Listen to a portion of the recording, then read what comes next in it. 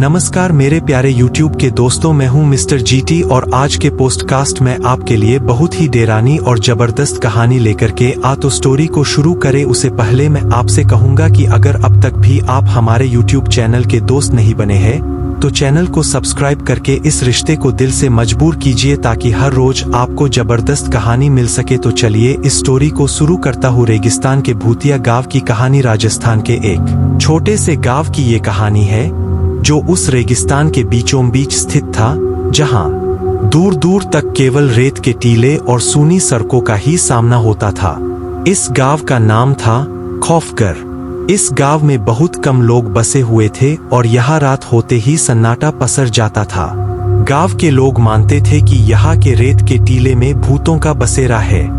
गांव के बुजुर्गों के अनुसार इस गांव के पास कभी एक बड़ा नगर हुआ करता था, लेकिन किसी अज्ञात कारण से वो नगर धीरे धीरे उजड़ गया और यहाँ के लोग रहस्यमय रूप से गायब हो गए।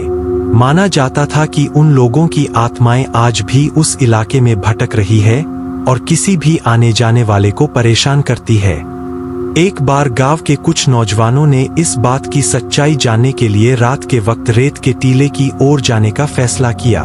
उन्होंने सुना था कि रात के तीसरे पहर में यहाँ पर कुछ असाधारण घटनाएं होती है। वे 4 लोग थे और वे अपने साथ मशाले और कुछ हथियार लेकर चले गए। जब वे वहां पहुंचे तो उन्हें कुछ नहीं दिखा, केवल सन्नाटा और ठंडी हवा की सिसकियां सुनाई दीं। लेकिन जैसे जैसे समय बीतता गया उन्हें किसी के कदमों की आहट सुनाई देने लगी। वे चारों एक जगह खड़े होकर चारों दिशाओं में देखने लगे, लेकिन वहां कोई नहीं था। फिर अचानक ही उनमें से एक ने चीख मारी क्योंकि उसने रेत के अंदर से किसी अजनबी हाथ को अपने पैर की ओर बढ़ते देखा। वो सब भागने लगे, लेकिन रेत के टीले ने उन्हें अपने अंदर खींचना शुरू कर दिया।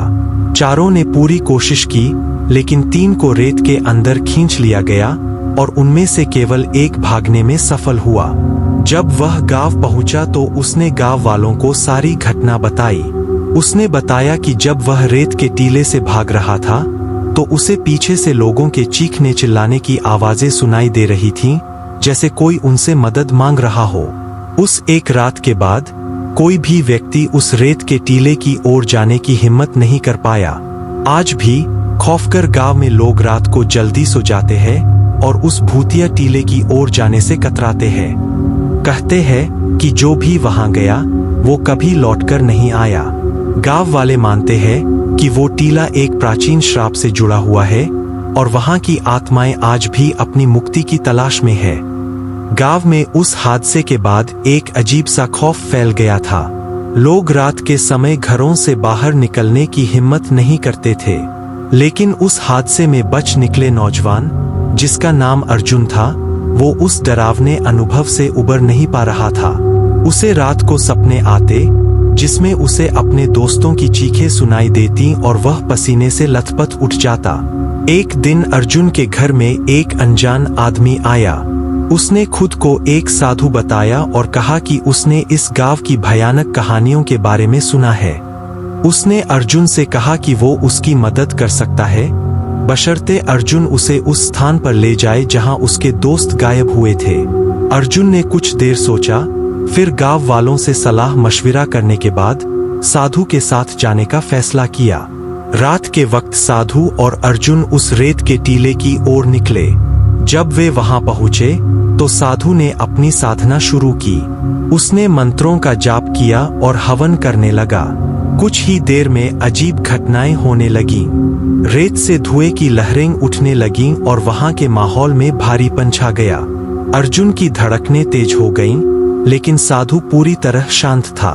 साधु ने अर्जुन को चेतावनी दी कि कुछ भी हो जाए वह उसकी साधना में बाधा न डाले। जैसे जैसे समय बीतता गया धुएं से एक भयानक आकृति उभरने लगी।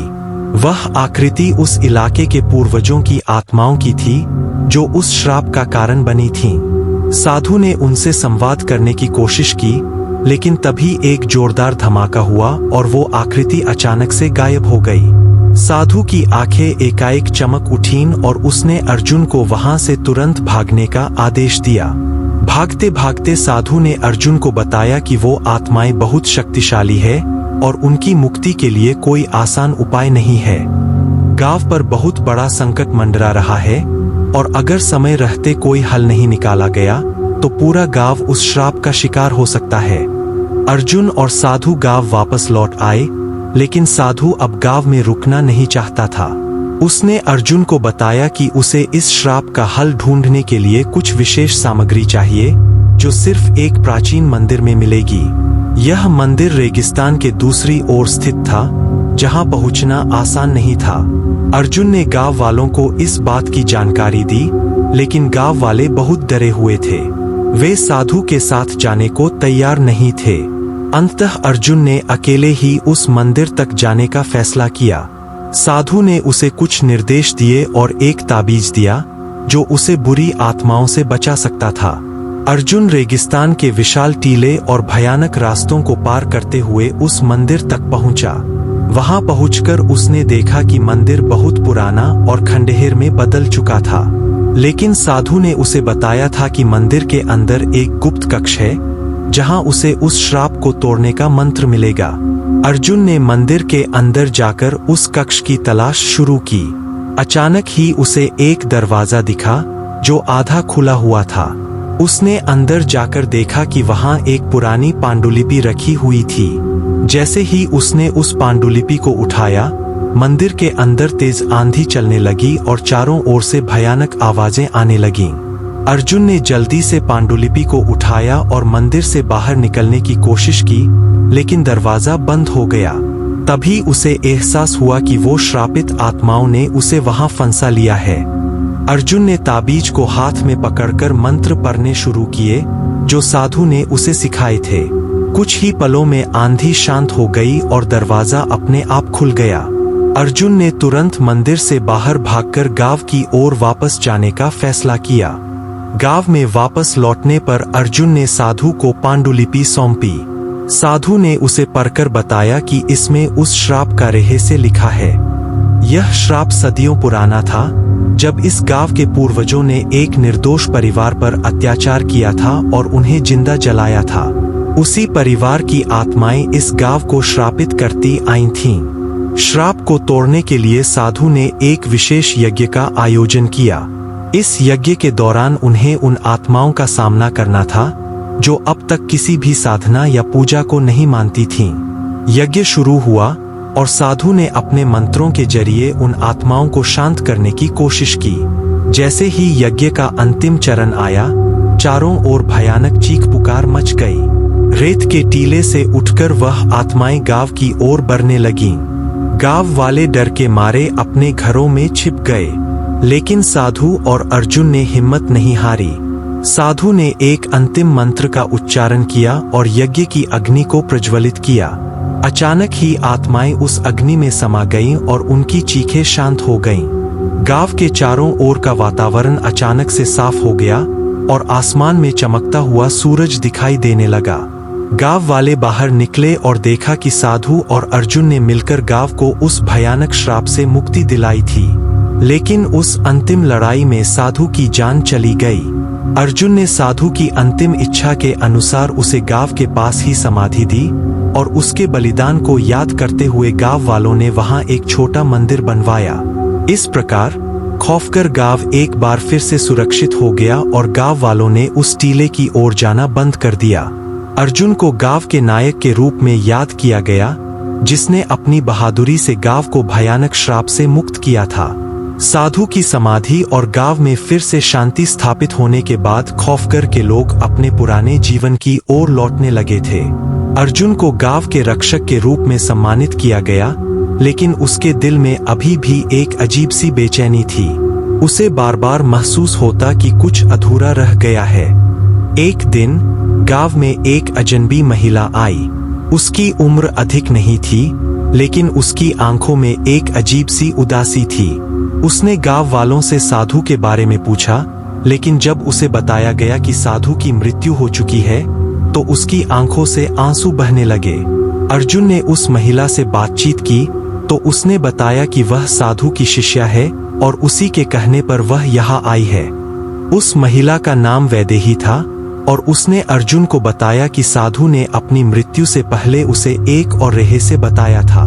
साधु के अनुसार यद्यपि गाव का श्राप तोड़ दिया गया था, लेकिन वह श्राप की ताकत पूरी तरह समाप्त नहीं हुई थी।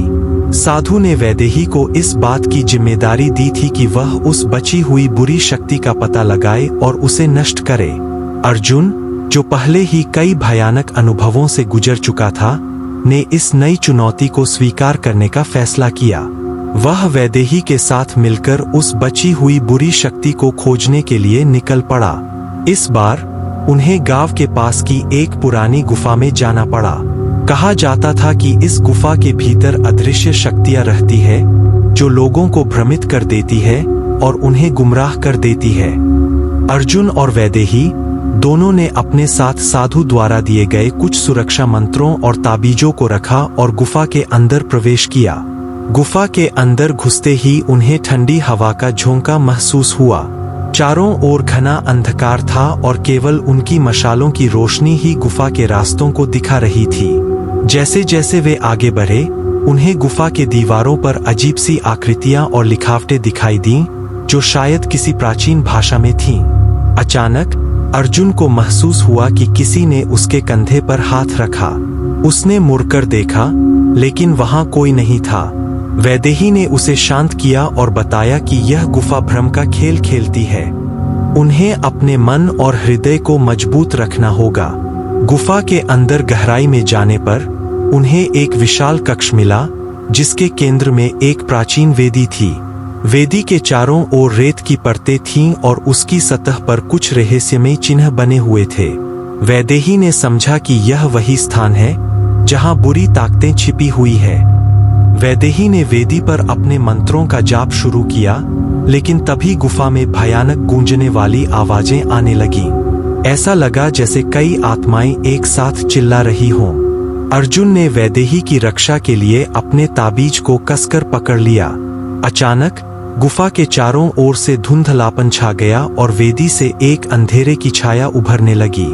यह वही बची हुई बुरी शक्ति थी जो श्राप के रूप में अभी भी जीवित थी। उस छाया ने अर्जुन और वैदेही को घेरने की कोशिश की, लेकिन वैदेही ने अपनी साधना को और तेज किया। अर्जुन ने उस छाया का सामना करते हुए उसे वेदी के अंदर बंद करने की कोशिश की, लेकिन वह छाया बहुत ताकतवर थी। उसने अर्जुन पर हमला किया और उसे घायल कर दिया। वैदेही ने अर्जुन को देखा और उसे प्रेरित किया कि वह आखिरी समय तक संघर्ष करता रहे। आखिरकार वैदेही की साधना ने असर दिखाया और वह छाया कमजोर होने लगी। अर्जुन ने अपनी सारी शक्ति को जुटाकर उस छाया को वेदी के अंदर धकेल दिया। जैसे ही छाया वेदी के अंदर समा गई, वैदेही ने अंतिम मंत्र पढ़ा और वेदी पर अपनी हथेली रख दी। एक तेज रोशनी फैल गई और गुफा कांपने लगी। धुएं और धुंध के बीच अर्जुन और वैदेही ने देखा कि वह छाया पूरी तरह से नष्ट हो गई है। गुफा का वातावरण शांत हो गया और चारों ओर से एक सुखदायक ऊर्जा फैल गई। गांव में लौटने पर अर्जुन और वैदेही ने गांव वालों को इस जीत की खबर दी। गांव वाले इस खबर से बेहद खुश हुए और उन्होंने वैदेही को भी साधु के समान सम्मानित किया। इस प्रकार खौफकर गांव के ऊपर से हमेशा के लिए श्राप का साया हट गया और गांव फिर से शांतिपूर्ण हो गया। अर्जुन और वैदेही ने गांव के लोगों के साथ एक नया जीवन शुरू किया, जिसमें उन्होंने सदियों से चले आ रहे डर और भय से मुक्ति पाई। Kahani Pazand I hope video KO like or channel KO subscribe Car to Danavad.